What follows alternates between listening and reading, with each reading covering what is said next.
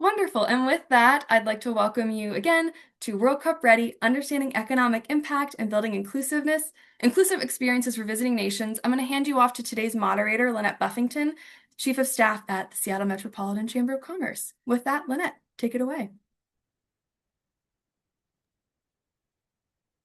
Good morning, everybody. It's good to see you all. Again, I'm Lynette Buffington. I'm the Chief of Staff here at the Seattle Metro Chamber and have been helping lead our body of work related to preparing businesses for this monumental event across our state. So we're really excited about this webinar today. It's something that the business community has really been asking for on a consistent basis. And today marks 57 days until the first World Cup match here in Seattle. And we're here to talk about the updated anticipated economic impacts of the tournament and how we best welcome global visitors.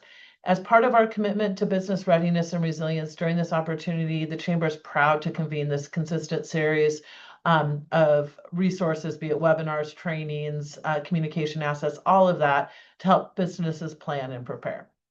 We've been at the Chamber deeply engaged in World Cup planning, serving as a statewide business liaison and working closely with various partners across sectors to ensure our region is not only ready, but thriving, allowing us all to showcase the best Seattle and the state has to offer visitors. So today we have a great lineup. We have a wonderful panel from Visit Seattle and Greater Seattle Business Association, or GSBA. So first up will be Kelly Saling with an updated economic forecast. Kelly is Executive Vice President and Chief Business Officer for Visit Seattle, the destination marketing organization for Seattle and King County. With over 20 years in the hospitality industry, including 16 years, Kelly, at Visit Seattle, Kelly is responsible for driving the vision, strategy, and performance of the sales and marketing teams to advance Seattle's position as a premier global destination and strengthen the region's economic impact through business events, tourism, hospitality, and business partnerships. Next up after that will be Jorge. Jorge is a marketing leader who spent nearly 2 decades helping brands grow. His experience spans global product strategy, integrated marketing, and brand development, work that has taken him across industries and around the world. In today's presentation, Jorge will give us an overview of Visit Seattle's latest playbook. We've been talking playbooks for a long time. We have a lot of them. There's another one coming out, much anticipated. Jorge serves as Visit Seattle's World Cup activation lead, where he is leading the effort to position Seattle as a standout host city for the 2026 FIFA World Cup. He's focused on ensuring this once-in-a-generation moment boosts tourism, supports local businesses, and strengthens community pride across the region. And rounding out our panel in the Spirit team lineups, we have a last-minute substitution for GSBA, but we're really happy to have Torea Miller join us for inclusivity training. Torea is a director of training and consulting at GSBA. She enjoys working with small businesses, particularly LGBTQ plus and BIPOC-owned, women-owned, and marginalized communities in grant assistance, financial acumen, cash flow analysis, and loan documentation prep, and even networking techniques. Her previous 25 years, wow, in banking included managing an audit department for 7 years of a local community bank in Snohomish County, Washington. Well, it's really appropriate today being tax day. I'm hoping that Torea is enjoying that she's not talking taxes on April 15th, but in talking inclusivity training. So with that, take it away, Kelly. Kelly and Jorge and I have been on way too many panels on these topics over the past year, but it's always great to see you on screen, and thank you for joining us. The floor is yours. Thank you. Good morning. So I want to get started here. Jorge is my partner in crime, going to help advance some of the slides. So I'll give that a second until it can be seen. I think we're good. As an overview, after working since 2016, so the way that I like to say it is since before I had an almost 9-year-old, Visit Seattle has been working to secure Seattle as a city in the tournament in the 3-nation bid. We primarily focus to introduce the city to the FIFA delegation relative to hospitality infrastructure and capabilities. After working through years of tricky hotel contracts, our focus has really been to create a cohesive community welcome that shows well on TV and enhances the experience of the people who are here. The bottom line has been to create exposure, incredible experiences, and show off on the world stage to create repeat opportunities and visitation. So Jorge and I will talk through all of the items with that focus. Thank you, Jorge. Next up. So, talking about economic impact and valuing what this means to our community, we commissioned a series of economic impact studies by Tourism Economics so that we can track investments into programs and understand the community benefits. The first study was done when we understood how many matches Seattle would host, which of course is 6. And then with the teams announced in December, we updated the analysis and have a new total number. The new number, as you see there, is 845.6 million.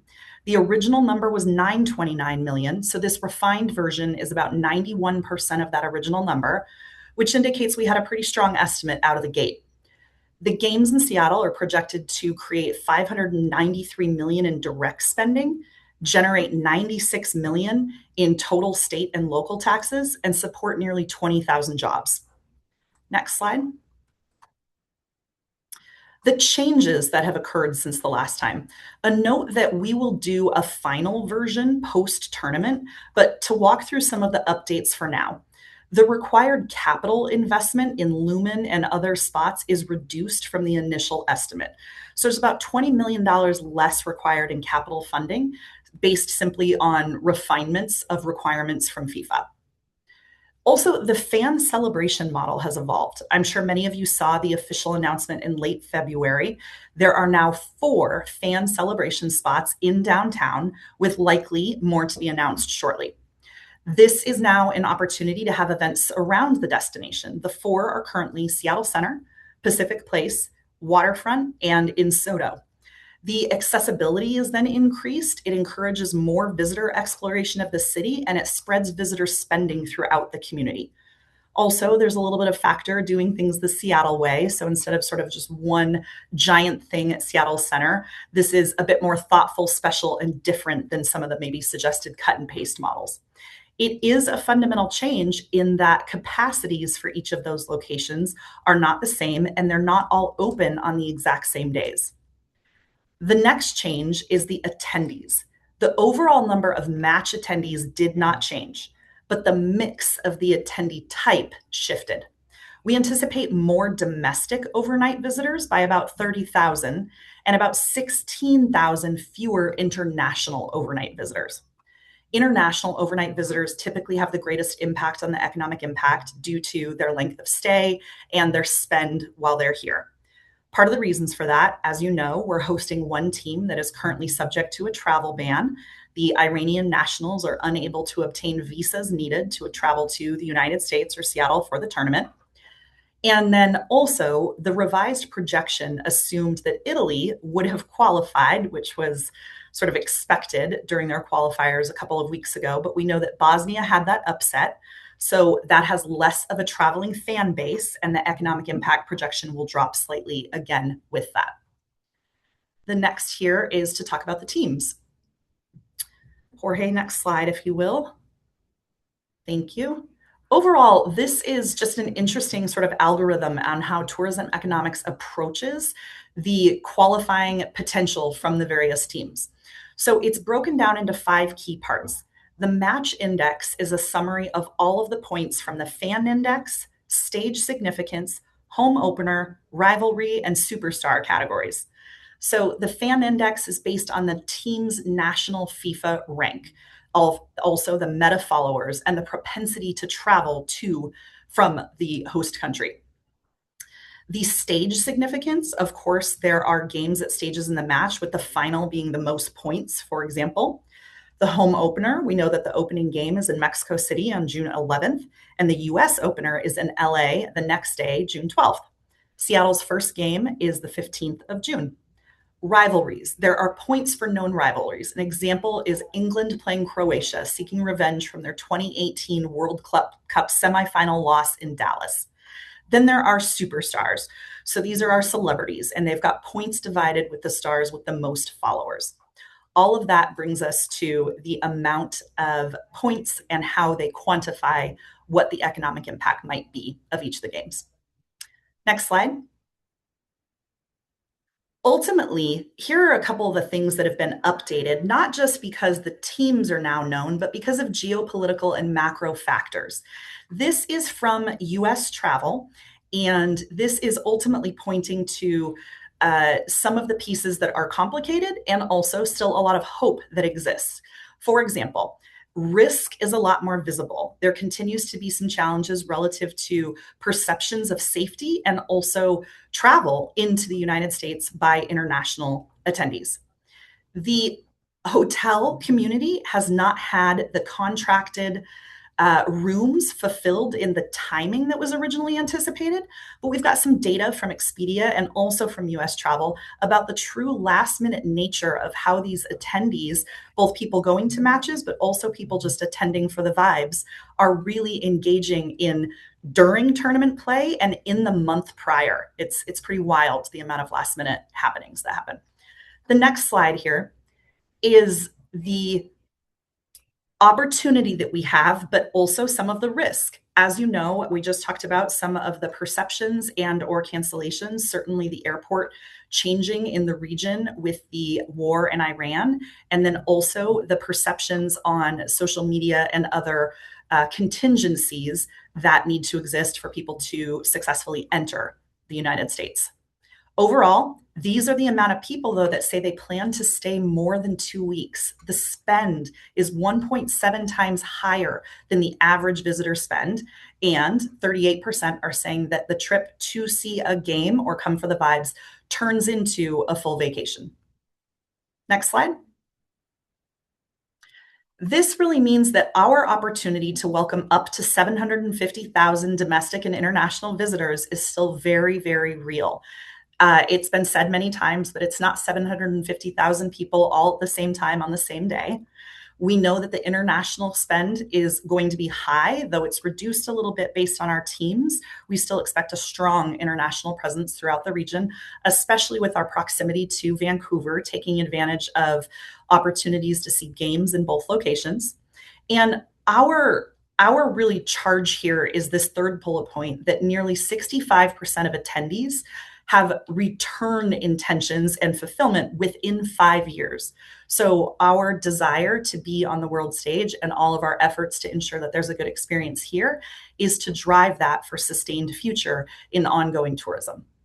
Jorge will go through an additional playbook, but ultimately what we'd like is for all of the frontline teams who are working with the guests that arrive are discerning between all of the other cities in providing really what is a fantastic experience in Seattle. So Jorge, if you want to walk through our latest playbook, please. Thank you, Kelly, and good morning, everyone. And thank you to the Chamber for inviting us here today. This is our fourth playbook, and I am proud, and you should be proud to know that there's no other host city that has four playbooks. Less so, what we're trying to do here is really try to create an experience that nobody else can give to visitors. And we've been talking to the other host cities, and they are scrambling around to put resources together. So, fourth playbook, a joint effort between different stakeholders in the city, and that should make us very, very proud. And we wanted to put this hospitality playbook together that we called Welcoming the World to Seattle. And it's really a practical guide. It's not a Bible, but it's a practical guide that would help you navigate the nations that are coming here this summer.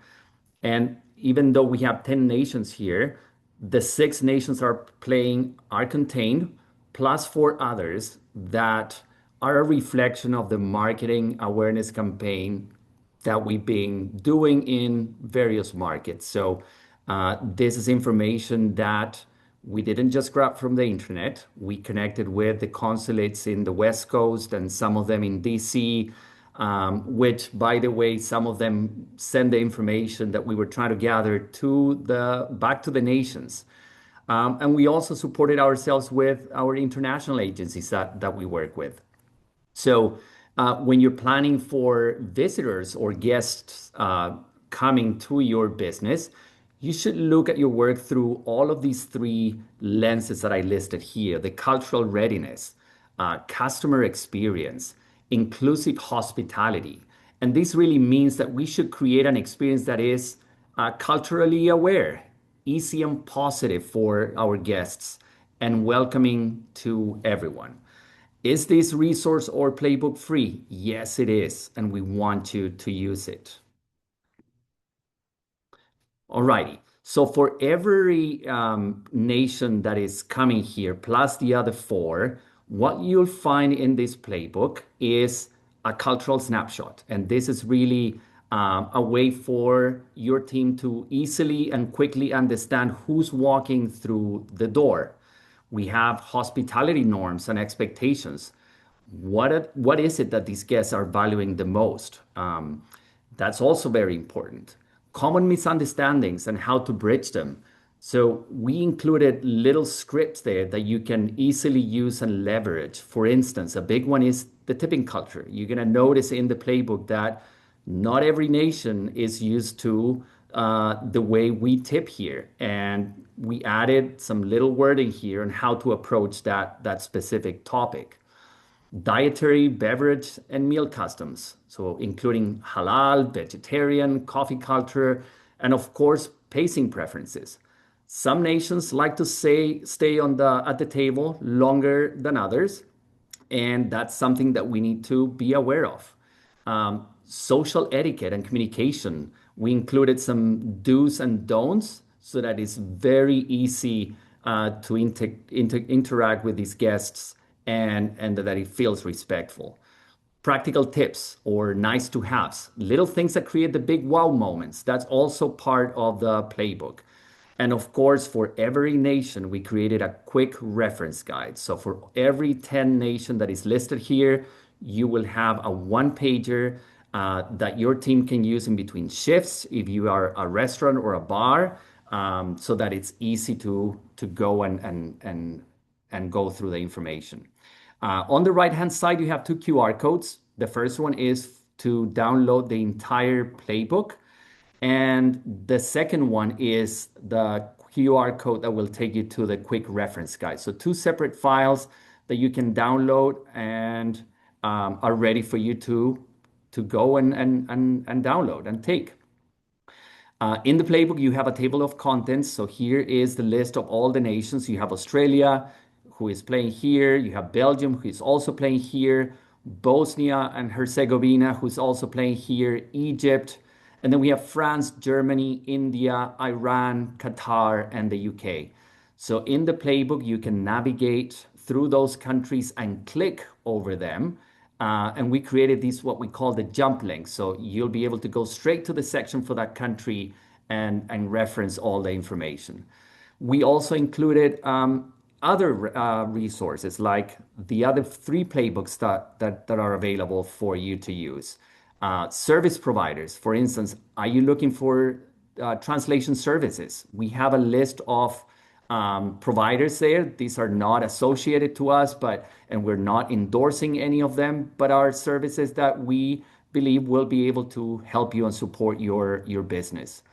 All of the consulates for all of the nations listed in this playbook, all the information is listed there as well. So phone numbers, email address, website. We included a little section about alcohol and cannabis laws in Washington State because you will have visitors who think that, oh, we have cannabis that is legal here and we can buy it and use it. Yes, you can, but you cannot cross the border to a different nation or a different state with what you purchase. So little reference there for you to use, also utilize. Next slide, cultural readiness. So this slide is about shifting from service to mindset.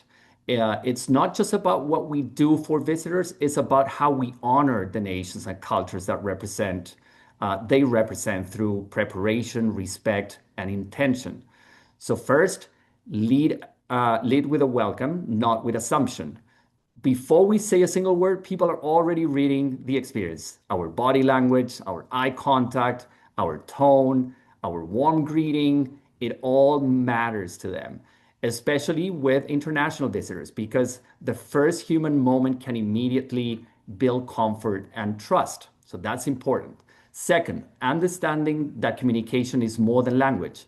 And our goal here is not really to speak every single language for all the nations that are coming here fluently. Our goal is to make people feel understood and supported. So that means try to speak clearly, keep things simple. And of course, the most important to me, be patient. And I'm going to paraphrase the great American poet and writer Maya Angelou, who said, visitors might not remember what you said, but they will remember how you made them feel. Third, cultural needs are not special requests. So for many of these guests, things like dietary considerations, religious practices, and different expectations around personal space are part of their everyday. And finally, emotion is part of the experience. These guys are not ordinary travelers. These guys are coming here to build once in a lifetime memories that are very, very loaded with emotion because soccer fans are very passionate. So we need to keep that in mind. What we're really doing here is helping shape a memory that visitors may carry for the rest of their lives. There we go. And why do we talk about, or Kelly mentioned these unforgettable experience. We don't want them to have just a good experience. We want them to have an unforgettable experience. And why do we want that to happen? Because we want them to go back home, tell their families, tell their friends how great of an experience this was, how welcoming, how special Seattle is, so that more people can come here in the future and experience what our city has to offer. So this slide is about creating a memorable experience through preparation. Um, it starts with investing in people. That's the starting point. Training your frontline staff on cultural awareness before guests arrive. And that is key. You can't wait for these people to arrive here to start training your staff or your team. You need to prepare in advance because how we welcome these groups matter more than any physical upgrade that you can give them. We also encourage multilingual welcome materials. So you can signal all these visitors that you have been preparing for them. Inclusive meal options are another key piece. Halal, vegetarian choices should be readily available and not treated really as an exception. And finally, small operational details make a big difference. And knowing which languages your team speak and routing guests accordingly helps create smoother, more personal interactions. So try to identify if you have people who speak different languages in your groups, try to identify who those are and maybe leverage that asset that you have in your team when our guests arrive. And these are just practical steps that collectively, as a whole, all together, turn a visit into an unforgettable memory. We created our Let's Play C26 website. We launched it last year. It's been really the place to go when it comes to information for visitors, but also now more recently for our community because we created this community hub within the site, which is a centralized space to support your business before the World Cup gets here. So think about all of the playbooks that are available, webinars. We've included, I think, all of the webinars that the Chamber has conducted and hosted for the World Cup. We have all the links over there so you can go and watch them. We have a newsletter. I don't know how many of you know that we have a newsletter that we launched earlier this year called the Emerald Pitch. If you want to register, you can also go there and type in your email. We'll include you in the distribution list, but the next one is coming next week.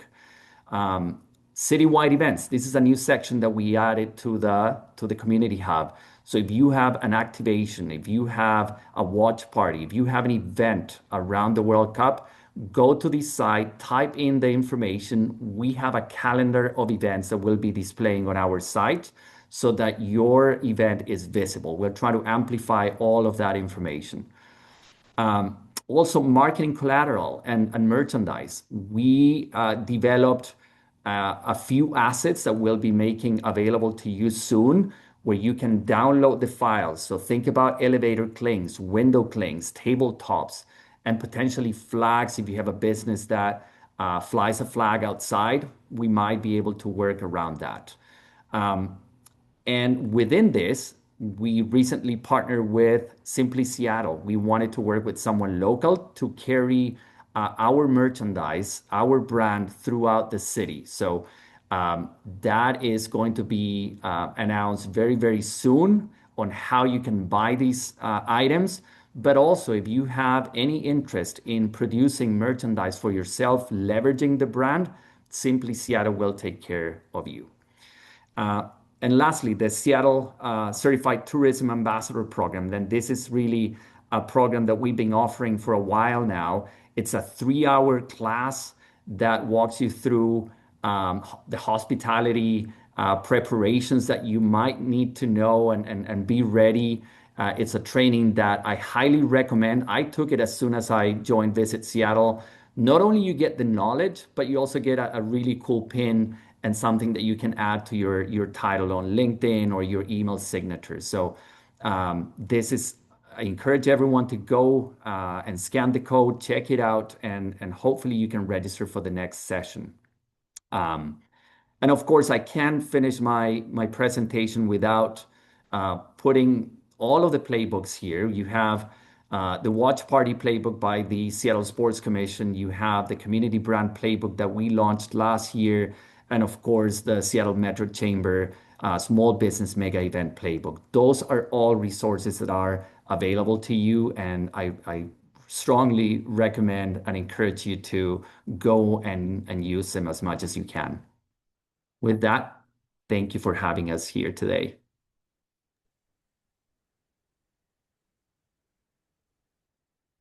Thanks, Jorge. We'll just transition right to Torea Miller from GSBA. And this is another good time to remind you to drop your questions in the Q&A. I review those and I try to make sure they get answered, or I bundle them along themes. So if you're not quite sure what your question is, you can still kind of try to get the point across to me, and I'll carry the water for you, and I will ask the question on your behalf.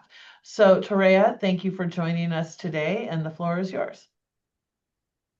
Excellent. Thank you, Lynette. And thank you to the Seattle Metro Chamber for having me here today. And, I am so excited to hear from Kelly and Jorge on what they have brought to the plate. It's kind of like building a minestrone soup, right? We have the broth, we have to add the pasta, and I'm here for the vegetables, okay? So this is another way of thinking of how to prepare your folks for this great event, FIFA. And in doing so, each ingredient is equally important, and when you put it all together, it makes the whole thing magical. So with that said, let's jump right in. First, I'd like, next slide. First, I'd like to just tell you a little bit about who we are, just in case you have not been introduced to GSBA. We are the largest LGBTQ and allied chamber of commerce, located right here on Pine Street on Capitol Hill, where we have served over 516 small business. Just in the last year, we have grown over 13,000 workshops, or folks that have come to our workshops. And, we also have participated with several learning opportunities. I myself do one-on-one business coaching, and we've really taken part in this FIFA for over, I want to say, at least a year and a half, if not 2 years, of planning and getting together and working in collaboration with the Seattle Metro Chamber to make sure that this information gets out to you as quickly as possible and in a cohesive way that you can make actionable. Go ahead and go to the next slide. All right. So just so you know, we are also a little unique in the way that we approach our chamber. Most situations do not include an actual education component as it relates to a scholarship fund. So for those of you that are listening today and have kiddos that are on their way to college, come see us. If they're part of the community, they can take part. The average reward is $8,333. We do what we call wraparound services. We stay with them for the whole entire 3 years that they're with us. And we bring them back for Inclusion Weekend, where we walk them through different aspects. We've had people from Amazon, all walks of economic communities, to come in and kind of share some insights about that. So if you're interested in the scholarship program, please see me or reach out to us and we can share more information about that. Okay, next one. All right, this is our favorite gender unicorn. It can be used from all walks of life, whether you are LGBTQ or not. It was generated actually by one of our scholars. That's why we brought up the scholarship program.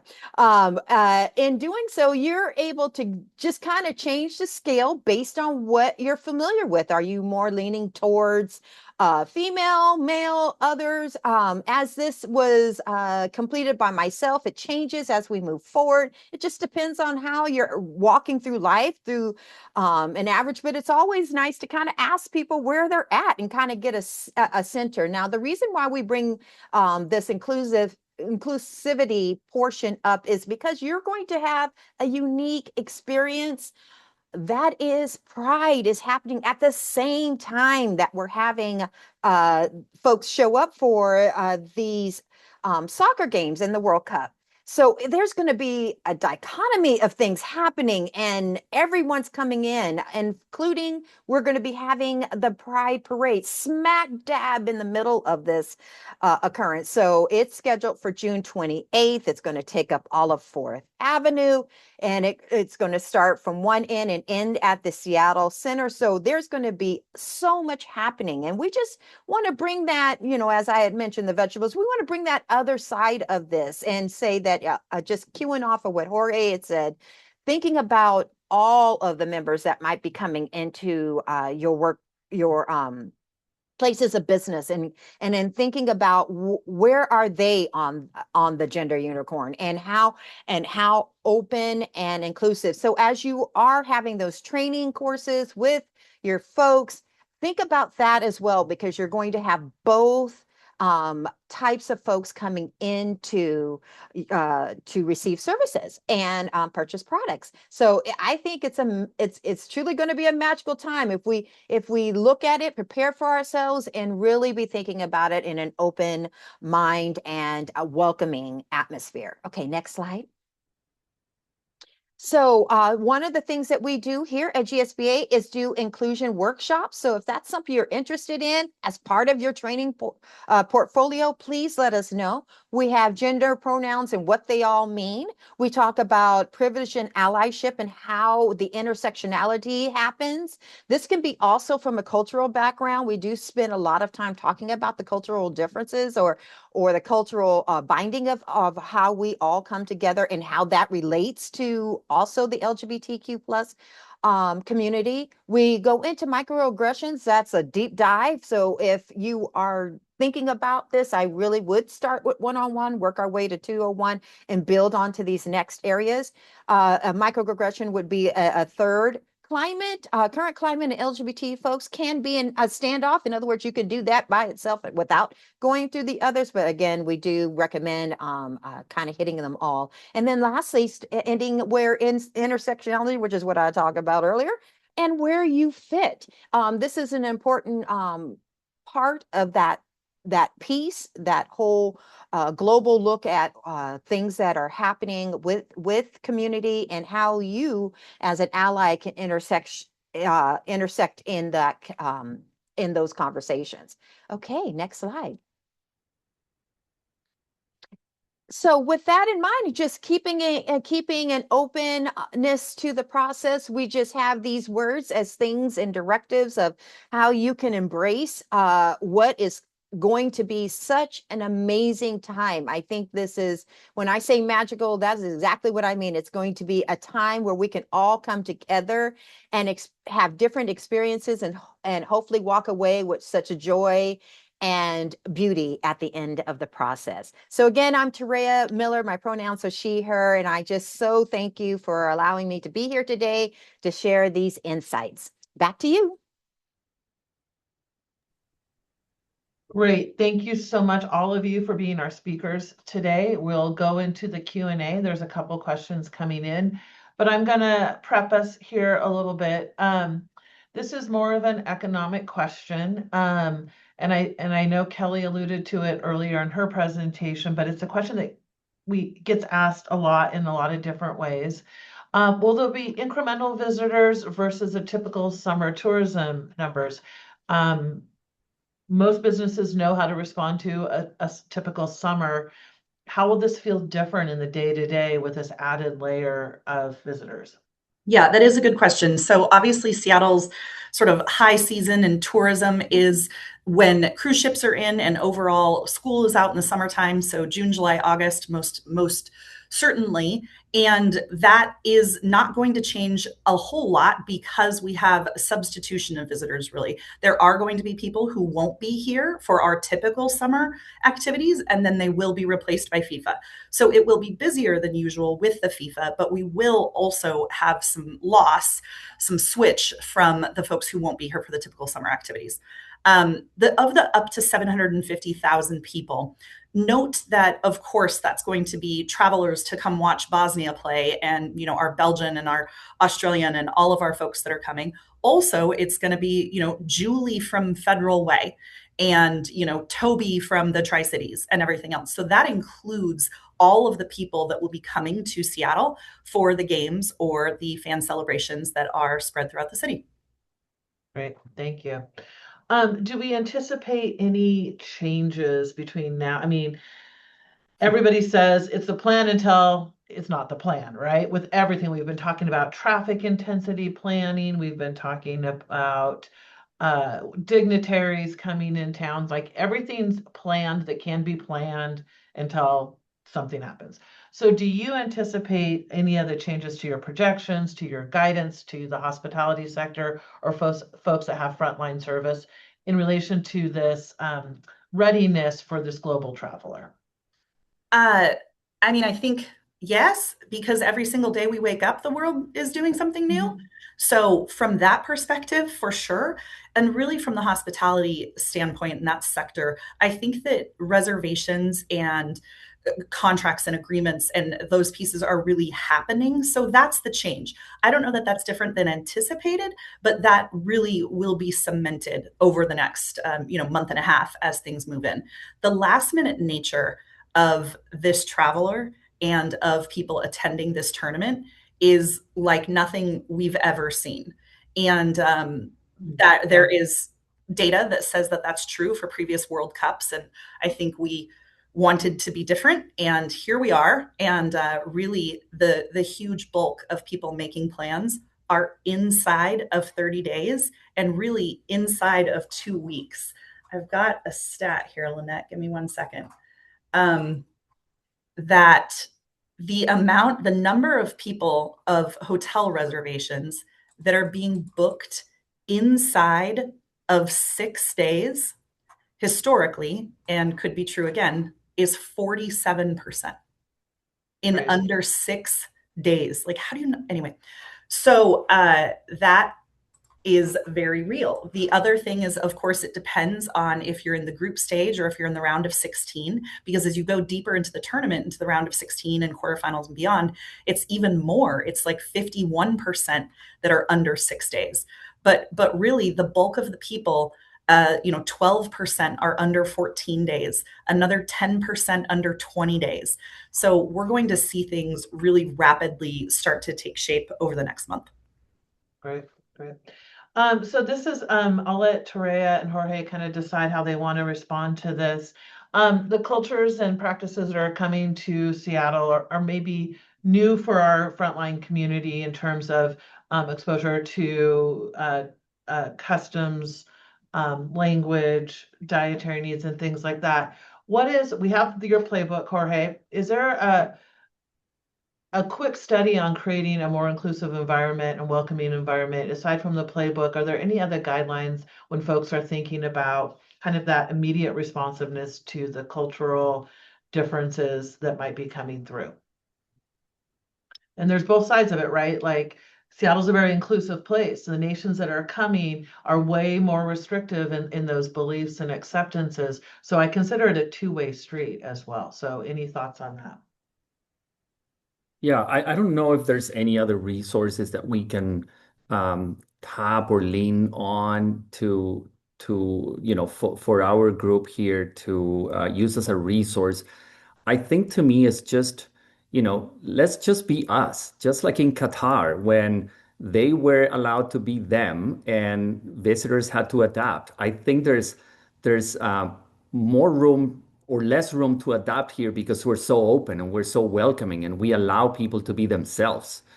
So I would start with that. I think that's one of the things that makes us so different and so special. And when people come here and they can confirm it in person, that's a great feeling.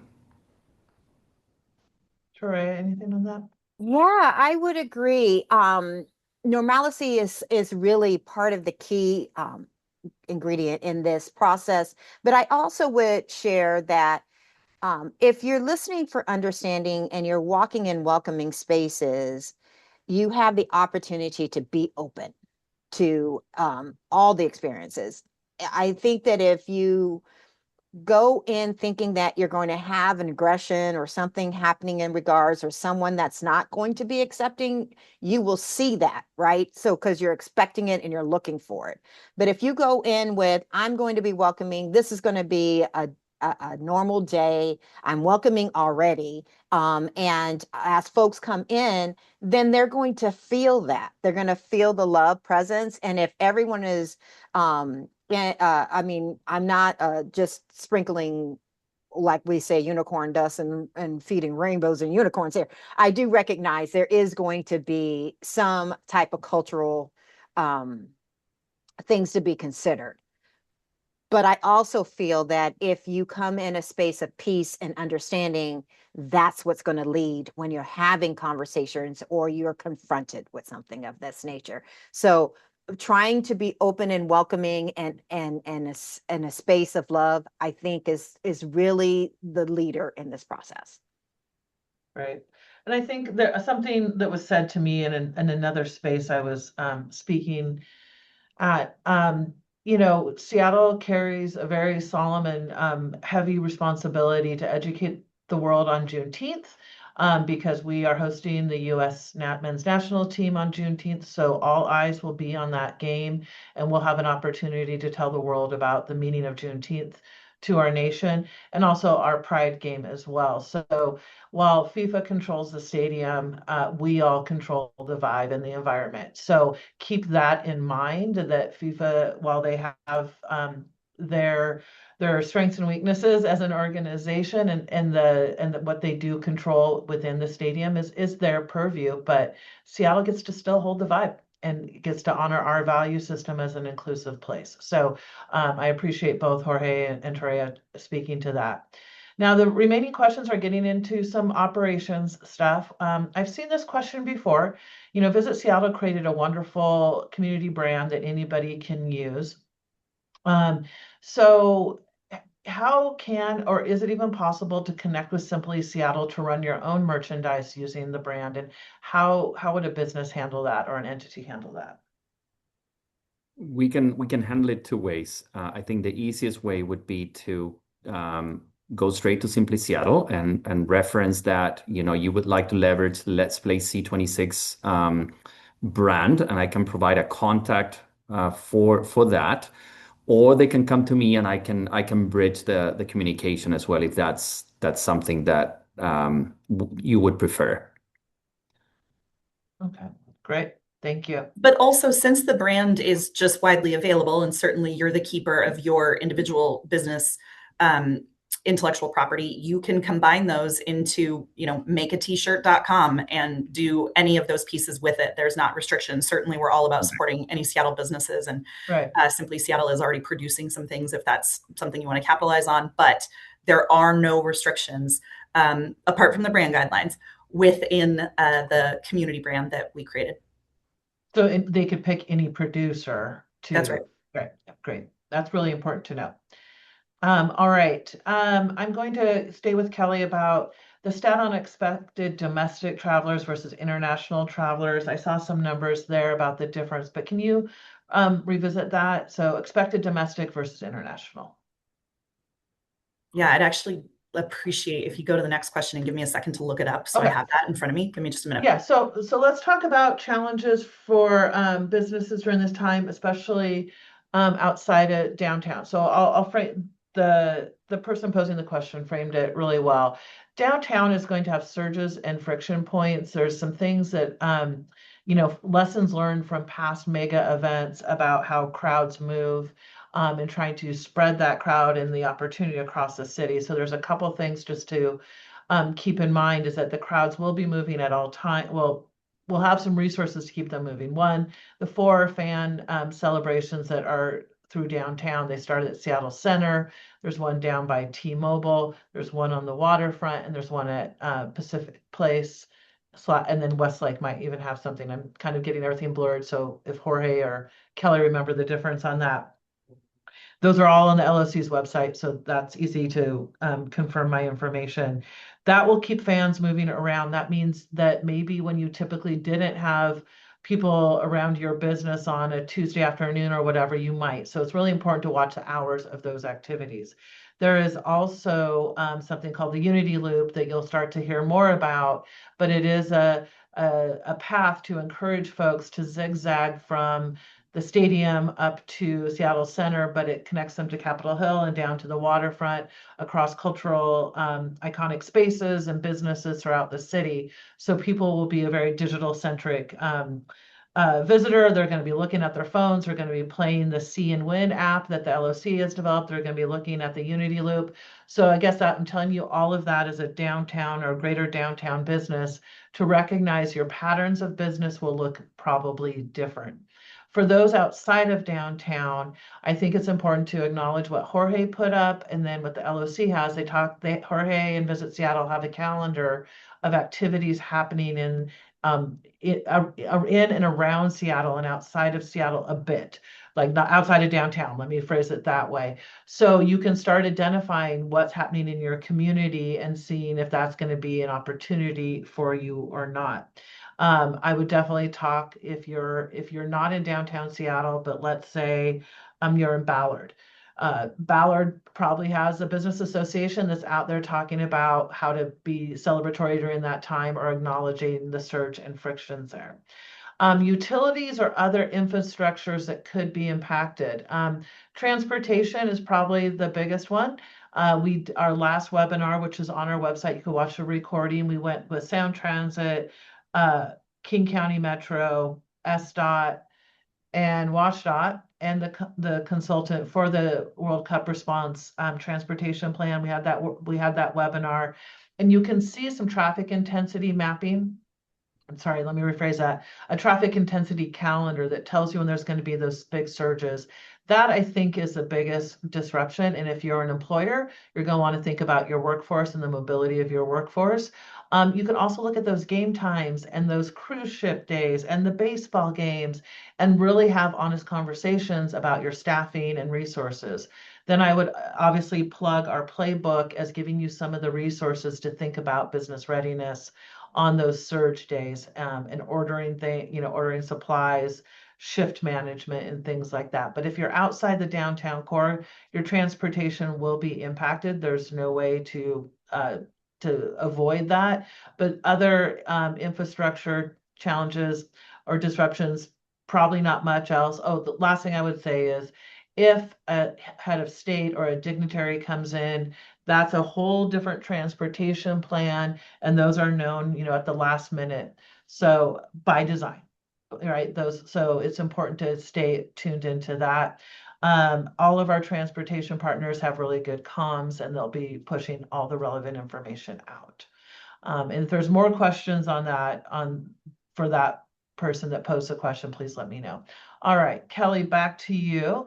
The difference between an expected domestic traveler and an international traveler. Thank you. Buying me some time there. I needed to do some math because the way that it's actually broken down is different for folks who are going to attend the games versus people who are coming in for fan celebrations. So it's a blend, and it's not intended to be, but for purposes of this conversation, for a general guide, about 20% should be international, and the bulk would be domestic, comprised of domestic travelers, locals, and day trippers. That's kind of the category of folks who are not international.